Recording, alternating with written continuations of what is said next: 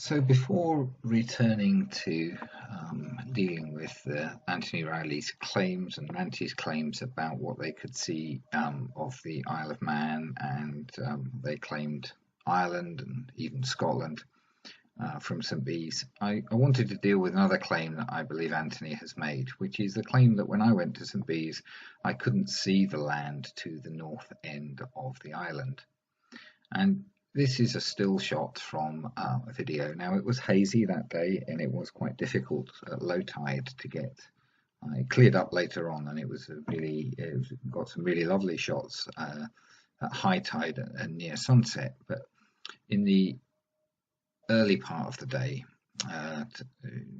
sort of around 10 in the morning, 10:30, about an hour after low tide, it was quite difficult to focus the camera on the horizon consistently, and it was very bright sunlight as well, which made it very difficult to see the viewfinder at the viewing screen.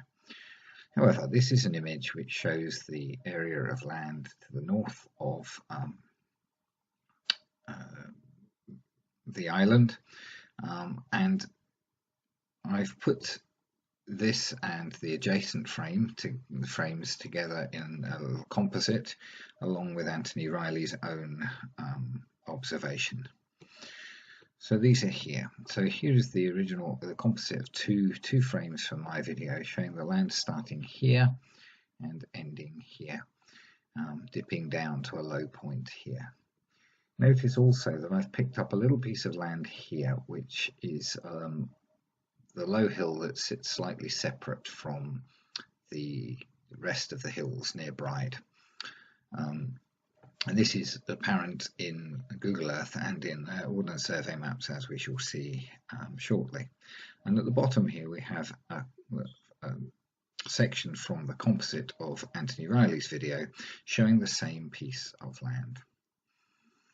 So I was able to replicate his observation. I'm seeing slightly more land in terms of height, and this may be due to a difference in tide height, a difference in atmospheric conditions, because it was very cold early January day when I was there. It was a late October day when he was there, and the atmospheric conditions were going to be somewhat different. I believe his was shot in the afternoon, mine was shot in the morning, and so on. There's a number of differences. So the refraction may have had an effect, and also the tide, and possibly the camera height as well. I tried to match his height as accurately as I could, but I may have been a meter or two higher than he was, and that would explain slight differences in the observation. Any or all or some combination of those factors would explain the slight differences in the observation. But the observation is essentially the same. And if we have a quick look on Google Earth, we can see the low hill that I'm referring to, which I've picked up in my video and is not apparent in his. I think I've got the wrong Ordnance Survey map on at the moment, because I've been doing a number of other things. See if I can find the right one.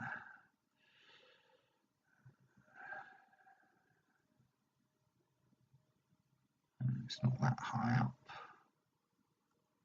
Bride, there we go. So if we put the Bride Ordnance Survey section on and zoom in, we see that there is this hill that stands just below the sandy cliffs area on the map, just to the left of our line of sight to those hills, and this is at 68 meters according to the Ordnance Survey map, and matches very nicely and gives us a nice reference point for the observations that I made and that Anthony made. So Anthony's claim that I cannot reproduce what he saw is entirely false, as are most of the claims that Anthony has made about this particular subject.